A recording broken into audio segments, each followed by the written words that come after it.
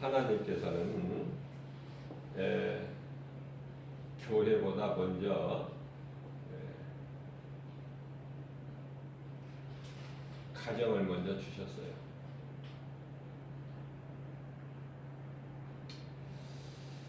가정의 남편과 아내를 한 몸으로 주셨으니 사람이 나눌 수가 없다. 예수님 말씀이시죠. 오늘날 이혼하는 가정이 참 많아요.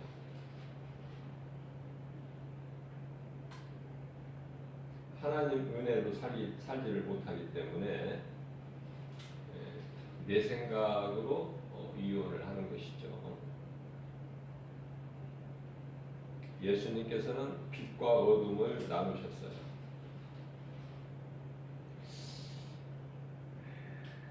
자, 무슨 말씀이냐면은 하나님께서 남편과 아내를 한 몸으로 주신 것을 사람이 나눌 수가 없다. 또한 하나님께서 빛과 어둠을 나누셨는데 사람이 그 빛과 어둠을 하나 되게 할 수가 없다. 이게 영적인 굉장히 교훈이 우리에게 큰 거예요. 오늘날 많은 종교가 평화를 외치고 있어요. 우리가 얼핏 생각하면 좋은 말이고 맞는 것 같아요. 평화 싫어하는 사람이 어디 있습니까?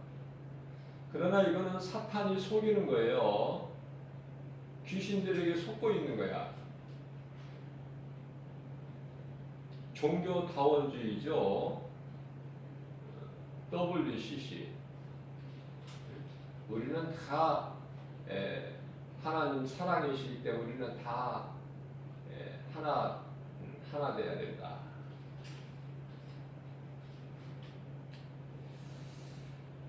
그리스도인이 전하는 것은 진리의 복음이죠. 생명을 얻는 기쁜 소식. 다시 말하면 하나님의 말씀만 전해야 돼요. 성경에 기록되어 있는 복음 이외에는 다 그거는 거짓말로 사탄의 속임수요 가증한 것으로 저주를 받는다고 갈라디아서 1장 8절에서 9절 말씀하고 있죠. 그리스도인이 거짓된 자들에게 훈계는 할 수 있어요. 권면은 할 수 있다고 말해요. 그러나 거짓된 자들과 결코 함께 하는 것이 아니다. 다시 말하면 고린도후서 6장 14절 말씀에서 빛과 어둠이 함께 할 수 없음 같이 우상과 성전이 어떻게 함께 할 수 있느냐 비유로 말씀하시는 거예요. 이스라엘 백성들이 블레셋 전쟁에서 패하고 언약궤를 빼앗겼어요. 그들이 언약궤를 갖다가 자기들의 신전에다가 넣어놓으니까 다곤 신전 안에다가 하나님의 언약궤를 뺏어다가 넣어놨더니 다음날 일찍 일어나서 가보니까 자기들의 신이 거꾸로져 있는 거야. 하나님 언약궤 앞에. 그래서 이상하다. 왜 우리 신께서 이렇게 엎드려져 있느냐. 이스라엘 백성, 이스라엘의 신, 그 언약궤를 우리가 전쟁에서 이기고 빼앗아 와서 우리 신 앞에다가 두었는데, 그래서 다시 바르게 세워놓고 그 다음날 또 일찍 일어나서 가보니까 이제는 자기들 신이 하나님의 이스라엘 신 언약궤 앞에서 엎드려져 있는 것뿐만이 아니라 이제 다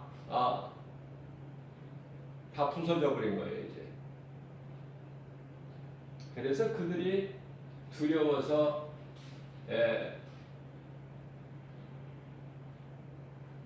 자기들의 신전에 두지를 못하고 언약궤를 빼앗아 오기는 했지만은 자기들이 안 가지려고 그래. 그래서 이곳 저곳으로 아스도시나 뭐 가드나 뭐 이런 여러 가지 여러 곳으로 옮겼으나 하나님의 언약궤를 옮겨 놓은 곳마다 우환이 생기고 환란이 오는 거예요. 그래서 결국은 언약궤를 이스라엘 백성들이 힘이 있어서 블레셋을 쳐서 빼앗아 온 것이 아니라, 빼앗긴 언약궤를 빼앗아 온 것이 아니라 블레셋 사람들이 스스로 반납한 거예요. 두려워서.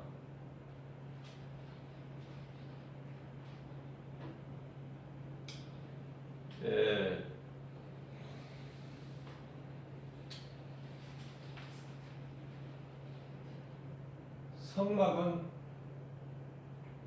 광야에서부터 예수님께서 시내산에 모세를 올라오게 하셔서 40일 금식하는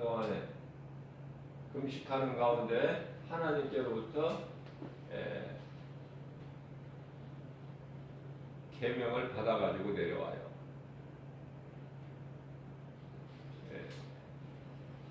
다시 말하면 율법을 받아가지고 내려오는데요.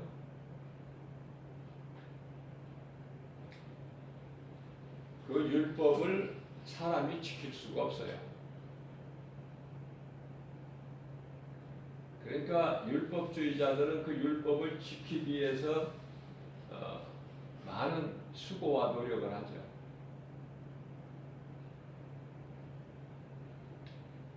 율법을 지킬 수 없는 것은 하나님 앞에서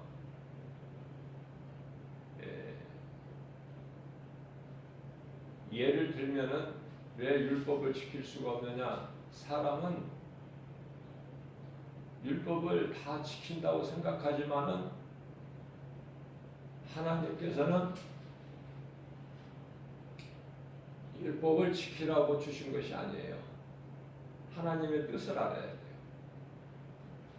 율법이라는 것은 하나의 거울과 같은 것이라 율법을 통해서 내가 나를 알고 죄인인 것을 깨닫고 예수 그리스도께 나가라고 하는 하나의, 예수 그리스도께 인도하는 하나의 몽학선생 같은 교량 역할을 하는, 다시 말하면 거울과 같은 것이에요. 거울, 나를 돌아볼 수 있는. 율법을 모르게 되면은 자꾸 자기를 돌아보지 못하고, 자기를 돌아보라고 주신 거울을 보지 못하고 유리를 통해서 상대방을 비방하고 판단만 하고 정죄하는 것이 율법주의자들이에요. 그래서 율법은 거룩하신 하나님의 말씀으로 참으로 좋은 것이죠. 그러나 그 율법을 통해서 우리를 심판하고 죽이기 위해서 율법을 주신 것이 아니라 율법을 통해서 우리가 죄인인 것을 깨닫고 그리스도께 나오게끔 하는 것이다. 이게 하나님의 뜻이죠. 자, 시내산에서 모세에게 율법을 주실 때에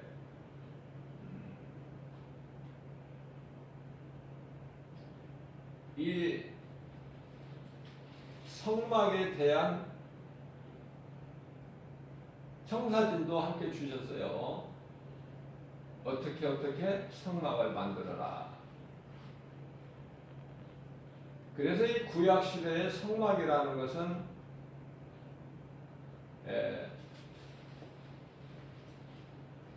성막 뜰이 있고 성소가 있는데 사람들이 성막 뜰에서 성소 안에 들어가죠. 이제 물론 성소 안에 들어가기 전에는 하나님께 드릴 제물을 태울 수 있는 번제단이 있고 손을 깨끗이 씻을 수 있는 물을 담아놓은 물두멍이 있어요. 번제단에서 제물을 태워서 또한 물두멍을 통해서 손을 깨끗이 씻고 제사장이 성소 안에 들어가고 성소에 들어가게 되면은 떡상과 향단과 그 붕대가 있어요. 떡상은 두 줄로 6개씩 두 줄로 떡을 쌓아놓고 이스라엘 백성 12지파를 얘기하는 것이고 향단은 향을 피우는 건데 하나님께 올려지는 기도예요. 등잔은 빛을 말씀하는 거예요. 빛을 뜻하는 거예요. 빛. 그러나 거기에는 하나님이 안 계시죠. 그러면은 어디에 하나님이 계셔요? 성소에서 지성소 안으로 들어가야 하나님이 계시는데 하나님의 임재를 뜻하는 언약궤가 있기 때문에 그래요. 그래서 아무나 들어가지 못하고 1년에 단 한 번, 그것도 제사장이 1년에 한 번 속죄제일 날 들어가는데 그 짐승의 피를 휘장에다가 뿌리고 성소와 지성소 사이에 가로막혀 있는 휘장을 통과할 수가 있어요. 대제사장들도 지성소 안에 들어가기 전에는 자기 죄를 먼저 해결해야 돼요. 죄 용서를 먼저 받아야 된다. 그렇기 때문에 대제사장이 1년에 한 번씩 속죄제일 날 지성소 안에 들어갈 때는요, 대제사장이 입는 옷에 이 끈을 묶어서 길게 늘어뜨리고 방울을 달아놔요, 밖에. 그래서 안에 들어가서 대제사장이 하나님께 이제 제사를 드릴 때 백성들의 죄를 이제 사함받기 위하여 제사를 드릴 때에 밖에서는 방울 소리가 나지 않겠습니까? 대제사장이 움직임에 따라서. 그러나 방울 소리가 나지 않을 때는 대제사장이 죽어버린 거야. 지성소 안에서. 대제사장의 죄 때문에. 그러면은 다른 사람이 지성소 안에 들어갈 수가 있습니까? 아무나? 대제사장이 죽은 줄 알고도 못 들어가. 그러니까 밖에서 끈으로 잡아 당기는 거야. 대제사장을 끌어내는 거예요. 그렇게 엄하고 무섭죠. 하나님의 언약궤. 그러니까 그 하나님의 언약궤를 블레셋 사람들이 전쟁에서 이겨서 빼앗아 가서 자기들 타고 신전에 갖다 두니까 그 자기들이 섬기는 그 우상 신이 가만히 있습니까? 하나님 언약궤 옆에 당연히 거꾸러지고 깨닫지 못하는 자들에게 그 다음 날에는 완전히 그냥 부서져 버리는 거예요. 몸이 다 부서져 버려. 각 모가지는 목은 목대로, 팔은 팔대로, 다리는 다리대로 떨어져 나가요.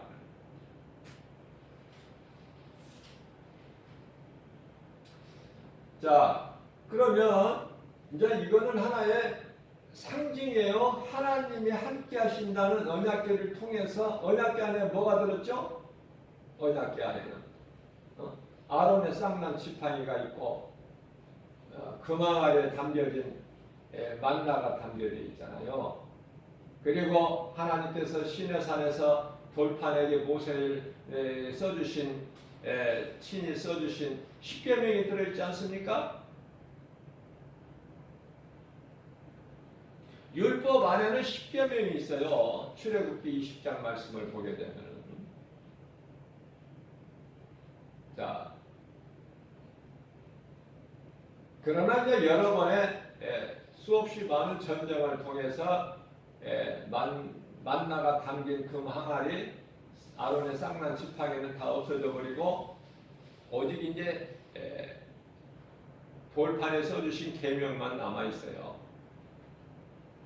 하나님의 임재예요.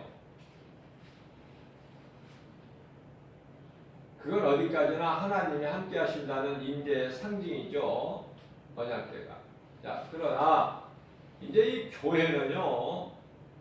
교회는 처음 교회가 예수님 십자가에 달려 죽으시고 장사지면 받으셨다가 제3일 만에 부활하셔서 승천하시고 몇 날 못 되어서 성령이 오셨죠.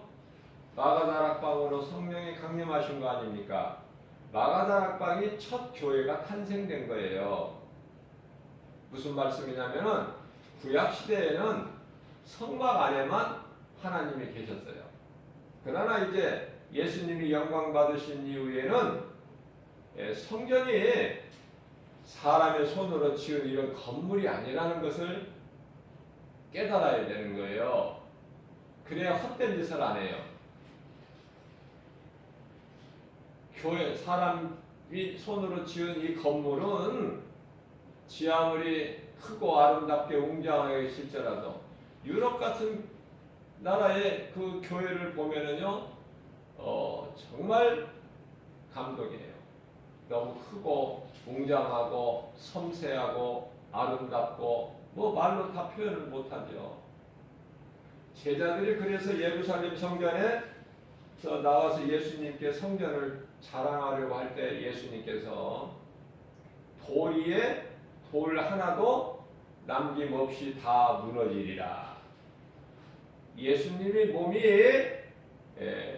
십자가에 달리실 것을 말씀하고 계시는 거예요. 비유로. 왜냐하면 성전은 사람의 손으로 지은 건물이 아니라 예수님의 몸을 가르치는 거예요.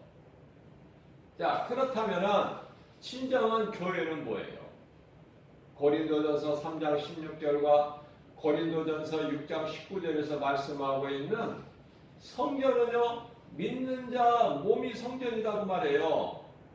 믿는 자 각 사람 몸이 성전이다. 너희가 하나님에 계시는 성전인 걸 알지 못하느냐? 뿐만 아니라 너희 몸은 너희 것이 아니니라 이렇게 말씀하고 있잖아요.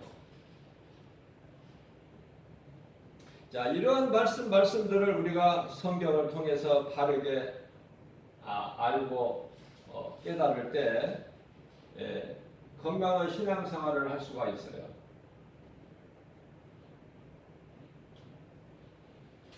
창세기서 3장 24절 말씀을 보게 되면은 이러므로 남자가 부모를 떠나 그 아내와 합하여 둘이 한 몸을 이룰지로다. 이건 창조주 하나님께서 인간을 만드실 때 남자를 만드시고 남자가 처음 사람 아담이죠.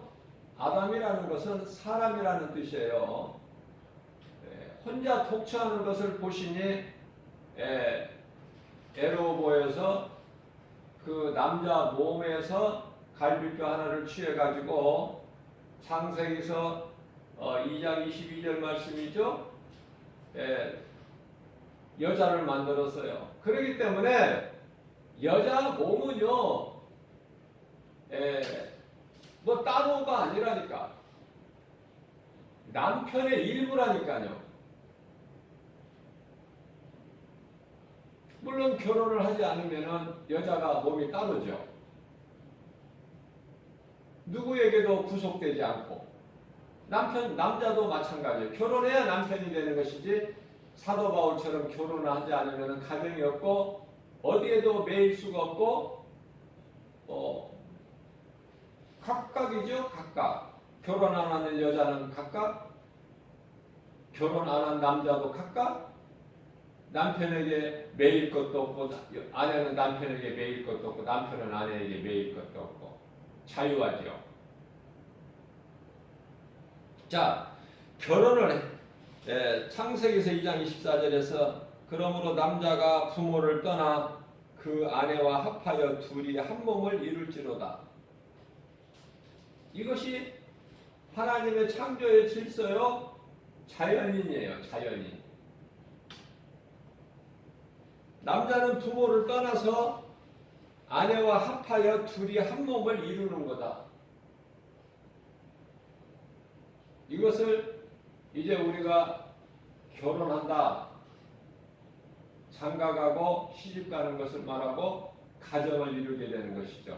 그 가정에서 또 자녀가 태어나면 그 아들은 또 장성하면 부모를 떠나서 또 여자와 만나서 또 한 몸을 이루게 되는 것이고, 그렇기 때문에 창세기서 2장 25절 말씀을 보게 되면은 남편과 아내는 벌거벗었으나 부끄러워하지 아니하더라. 부끄러움을 몰라요. 다시 말씀드리면 하나님의 뜻대로 살게 되면은 부끄러움이 없고 뿐만 아니라 두려움도 없어요. 하나님의 말씀에 불순종해서 선악과 열매를 먹은 아담과 하와가 가장 먼저 두려움이 온 거예요. 벗었다는 두려움. 부끄러움은 나중이고 먼저 두려운 마음이 와. 그래서 숨어야 돼. 드러내지를 못하고.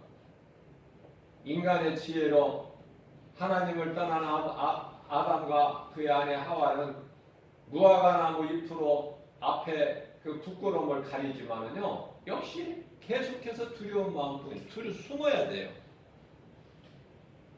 자, 창세기에서만 말씀하고 있는 것이 아니라 신약 성경에 가장 먼저 마태복음에서 19장 5절에서도 똑같은 말씀을 하고 있어요. 그렇기 때문에 무슨 말씀이에요? 창세기서부터 계시록, 요한계시록까지는 다 하나의 복음이구나. 예수 그리스도에 관한 증거구나. 그걸 빨리 깨달아야죠. 요한복음 5장 39절에서 예수님께서 말씀해 주신 말씀을 빨리 깨달아야 돼요. 나에 대한 증거라. 디모데전서 3장 16절에 모든 성경은 하나님의 감동으로 기록된 것이니, 그죠? 자, 마태복음 19장 5절 말씀을 보게 되면은 예수님께서 말씀하시기를 그러므로 사람이 그 부모를 떠나서 아내에게 합하여 그 둘이 한 몸이 될지니라 하신 것을 읽지 못하였느냐. 남자가 죄를 먼저 짓는 것이 아니라 여자 하와가 아내가 먼저 범죄하고 남편에게까지도 그걸 주어서 먹게 했으니, 그래서 여자는요 교회에서 잠잠하라 그러셔요. 가르치지도 말라. 이는 가증한 것이니. 죄인이 뭐를 가르쳐? 선악과 열매를 먼저 먹고 자기 남편에게도 먹게 해서 같은 하나님께 범죄한 죄인이 된 인간이 뭘 가르쳐? 그래서 성경은 아담이 먼저 범죄한 것이 아니라 그 안에 하와가 먼저 그 열매를 따서 먹고 남편에게도 주었다, 이렇게 말씀을 하고 계시는 거예요. 그러나 왜 성경은 하와가 따먹었는데 범죄했는데 왜 자꾸 아담의 죄라고 말씀하고 있을까? 앞서 말씀드린 대로 남편과 아내는 한 몸이요, 아내는 따로가 아니라 남편의 종속물이야. 남편 몸의 일부란 말이에요. 그러나 오늘날의 많은 사람들이, 여자들이, 아내들이 어때요? 이 말씀은 압니까? 아니, 교회를 다녀도 이 말씀에 순종하고 남편을 자기 구주로 섬깁니까? 하나님께서는 하나의 인격체로 똑같이 주시기 위해서 아담의 갈비뼈를 취해서 만드셨어요.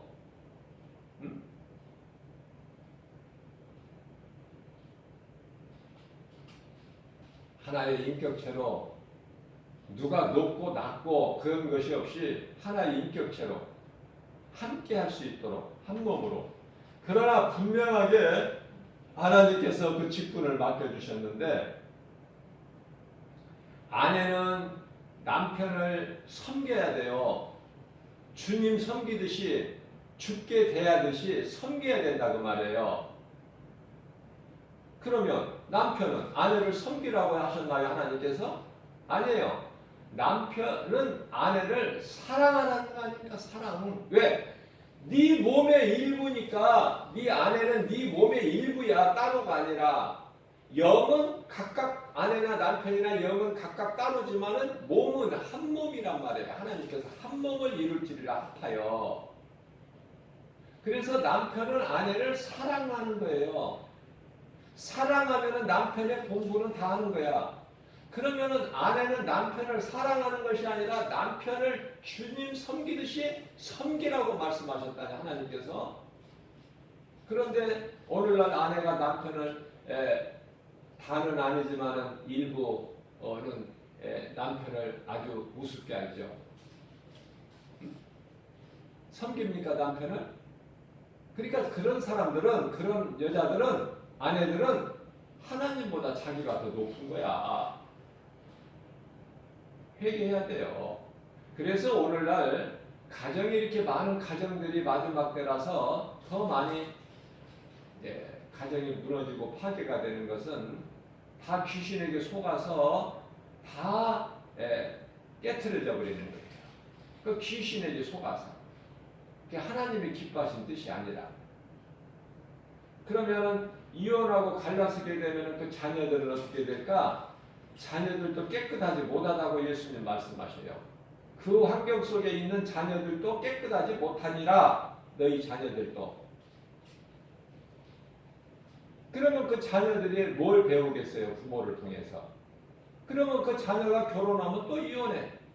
그 이혼하는 가정을 보게 되면은요, 이게 이 귀신의 장난치는 거고 마귀 역사라고 그러는데요.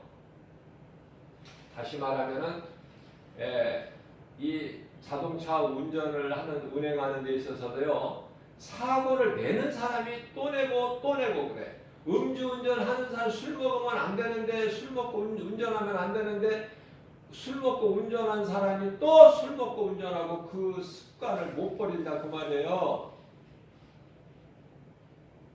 남자가 술을 먹으면은 아내를 두드려, 집에 와서 괜히 아내를 두드려 패고 잠자는 아이들까지도 두드려 패고 불안을 조성하고, 이게 다 마귀가 하는 짓이다 그 말이에요. 귀신이. 하나님이 그렇게 하시는 하나님이십니까? 가정을 얼마나 소중하게 여기시고 사랑하시는데 우리 하나님은. 그러니까 자녀들은 부모를 공경하고 부모는 자녀를 사랑하고 말씀으로 양육하고, 남편은 아내를 사랑하고, 아내는 자기 남편을 죽게 대하듯이, 사라가 아브라함을 대하듯이 죽게 대했죠. 사라가 아브라함을. 그와 같이 남편을 섬겨야 된다고 말해요. 남편이 말하면 들어야 되는 거예요. 그래야 그 가정이 되는 거야. 그래서 속담에 암탉이 울면은 그 가정은 망하는 거야. 암탉이 울면은. 장닭이 울어야지 암탉이 울어가지고 그 가정이 되겠습니까? 이런 하나님의 말씀을 모르기 때문에 여러 가지 부끄러운 현상들이 이 마지막 때에 더 두드러지게 나타나고 있는 거예요. 자, 그렇다면은 결혼에 대해서, 가정에 대해서 이렇게 말씀을 하시면서, 그러면 사람이 태어나서 반드시 시집가고 장가가고 그래야 그것이 하나님의 뜻이고 하나님이 기뻐하신 섭리인가? 그렇지가 않아요. 말씀을 바르게 깨달아야 돼요. 무슨 말씀이냐면은 고린도전서 7장 40절 말씀을 읽어보게 되면은요, 어떤 말씀이 기록되어 있느냐면은 하나님의 뜻은 남자가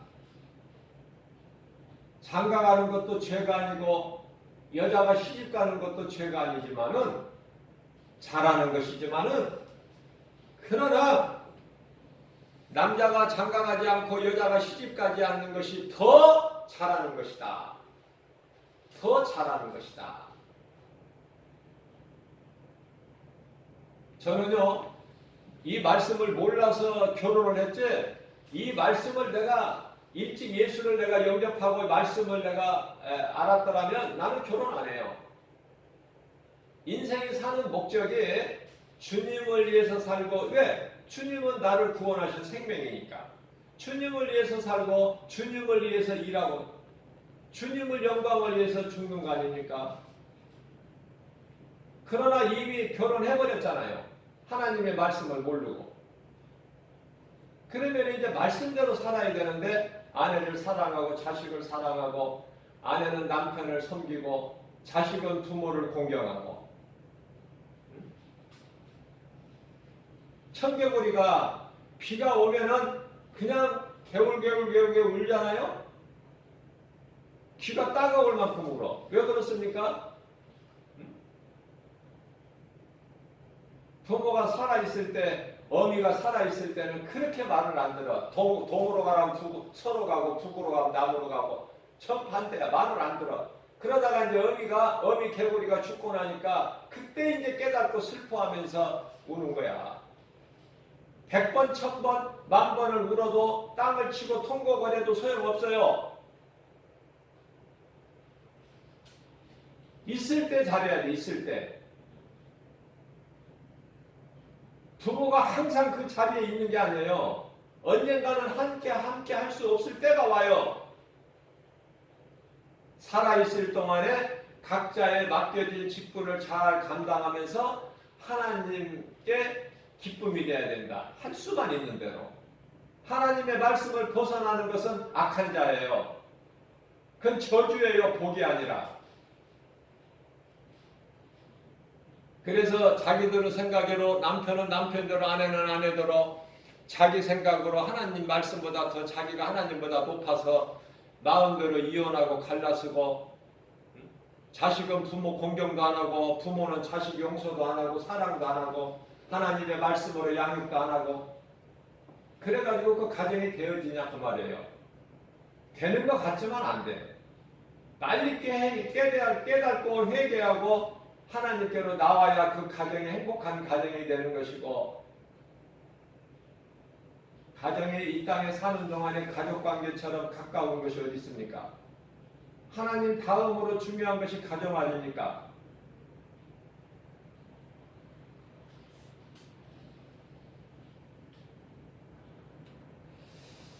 창세기서 2장 24절에서 말씀하신 것을 마태복음 19장 5절에서도 말씀하신다. 아, 하나님의 말씀은 시작부터 끝이 다 동일하시구나. 말씀에서 깨달아야 돼. 에베소서 5장 31절입니다. 그러므로 사람이 부모를 떠나 그 아내와 합하여 그 둘이 한 육체가 될지니. 여기서도 말씀하시죠? 에베소서에서도. 자, 그러나 우리가 바르게 깨달아야 될 것은 결혼하는 것도 죄가 아니지만은 결혼 안 하는 것은 혼자 지내는 것은 더 잘하는 것이다. 결혼하는 것도 잘하는 것이지만 결혼 안 하고 혼자 지내는 것이 남자나 여자나 혼자 지내는 것이 더욱 잘하는 것이다. 이런 말씀을 하는데요. 자, 그러면은 무조건 결혼만 안 하고 혼자 지내는 것이 하나님이 기뻐하실 뜻인가? 전혀 아니에요. 그리고 혼자 지내라는 것은 무슨 말씀이냐면은 예수님을 내가 구주로 믿고 예수님 말씀에 순종하여 주의 일을 내가 하기에 힘쓰기 위해서 독신으로 지내는 것을 말씀하는 거예요. 예? 예수도 안 믿으면서 악한 자가 하나님도 모르고 사는 자가 결혼 안 한다고 그것이 복이 아니라 내가 주님을 위해서 살기 위해서는 나는 결혼도 안 하니라. 왜? 이유도 말씀하고 계셔요. 남편에게 결혼해서 아내가 있으면은 내가 어떻게 해야 내 아내를 기쁘게 할까? 거기에 마음을 빼앗겨 버려요. 아내도 마찬가지예요. 결혼해서 남편이 생기면은 내가 어떻게 해야 내 남편을 기쁘게 할까? 그러니까 하나님께 향한 마음이 자꾸 빼앗긴다고 말해요. 하나님은 질투의 하나님이신데, 그죠? 출애굽기 20장 4절이야 5절에서 말씀하고 있잖아요. 질투의 하나님이셔요, 하나님. 그래서 예수를 구주로 믿고 영접하는 자들이 남자든 여자든 결혼하지 않고 혼자 지내는 것을 하나님께서 기뻐하시고, 뿐만 아니라 또 이혼을 안 하고 살다가 남자가 먼저 죽든 여자가 먼저 죽든 또 홀로 될 때가 와요. 그러면 남자가 홀로 되면은 새 여자를 또 아내를 맞아들이고, 아내는 남자가 남편이 먼저 죽어버리면은 또 다른 남자하고 또 재혼을 하고, 이런 짓 하지 말라는 거예요, 하나님은. 그래서 고린도전서 10장 40절에서 내 뜻에는 그냥 지내는 것이 더욱 복이 있으리로다 말씀하라고 있는 거예요. 한 가지 덧붙여서 말하면은, 가끔 교회 안에 가끔이에요. 가끔 막 모자를 쓰고 온 사람 있고 그러는데요. 거기에 대해서 말씀을 드리면은, 이것도 하나님께서 다 말씀 성경을 통해서 이미 말씀하시고 있는 거예요. 가르쳐주고 계셔요. 고린도전서 11장 3절 말씀이죠.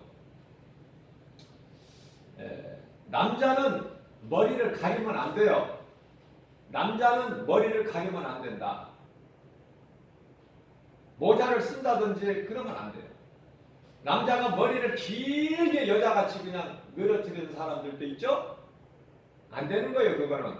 왜냐면은, 남자의 머리는 예수님이시기 때문에 그래요. 그리스도시기 때문에.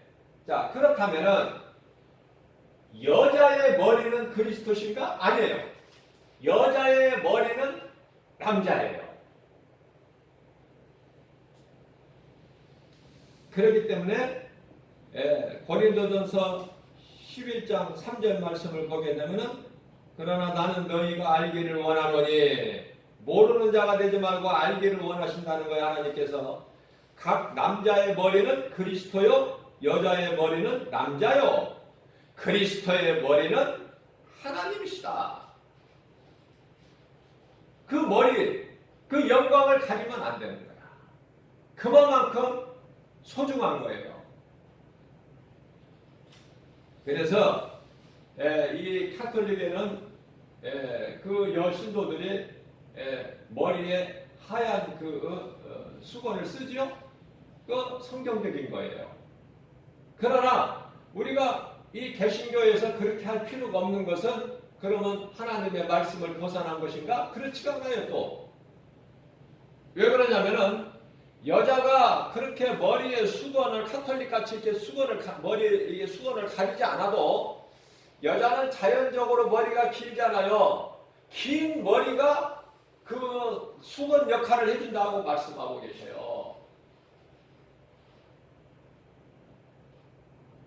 다시 말하면 여자는 머리를 짧게 깎지 마라. 불교의 승려들 같이 머리를 밀지 마라. 여자가 머리를 가리지 않는 것은 머리를 미는 것과 같다.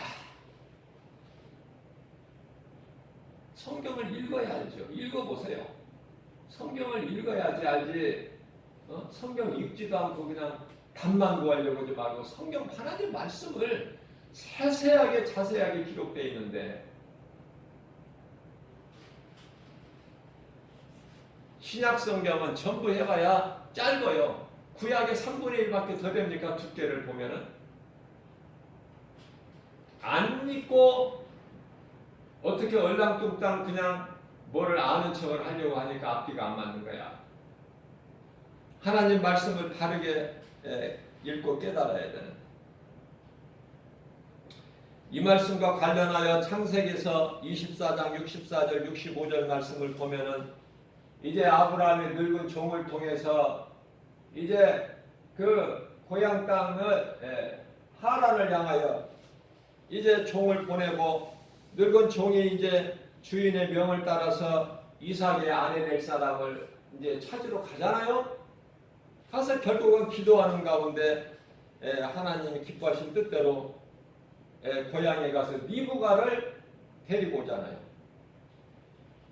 낙타에 이제 타고 오는 리브가가 이제 아니 자기 남편 될 이상을 한 번도 본 적이 있나요? 물론 우리나라에도 남편 아내 얼굴 한번 보지도 못하고 결혼 많이 했어요. 부모들이 그냥 정하면 되는 거야. 얼굴 한 번도 못 보고 장가가고 시집가고 그랬잖아요. 우리가 몇십 년 전만 해도. 그래서 리브가가 이제 그 먼 길에 이제 와서 창세기서 24장 64절 말씀을 보면은 리브가가 눈을 들어 이삭을 바라보고 낙타에서 때려. 이제 자기를 인도하고 있는 종에게 말하는 거예요. 늙은 종에게. 65절입니다. 종에게 말하되 들에서 배하다가 우리에게로 마주 오는 자가 있으니 저게 누구냐? 종이 이르되 이는 내 주인이십니다. 그러니까 자기 남편이라는 거 아닙니까? 그러니까 리브가가 이제 그 너울을 가지고 자기 얼굴을 가리더라. 무슨 뜻이에요? 순종은 나는 당신의 것입니다. 이제부터는 그 순종을 의미하는 것이다. 그래서 리브가가 겸손히 자기 얼굴을 그 너울을 가지고 가리게 되는 하나님 말씀 깨닫기만 하면 참 재미있어요. 오늘 또 믿음이 연약한 우리에게 짧은 하나님의 말씀 구절이지만은 하나님 말씀에 근거하여 이러한 말씀들을 우리가 바르게 깨닫고 우리가 건강한 신앙생활을 할 수 있도록 말씀 붙잡고 늘 영육간에 강건하게 할 수 있도록 생명의 말씀의 꼴을 영의 양식으로 주신 하나님께 모든 영광을 돌려드립니다.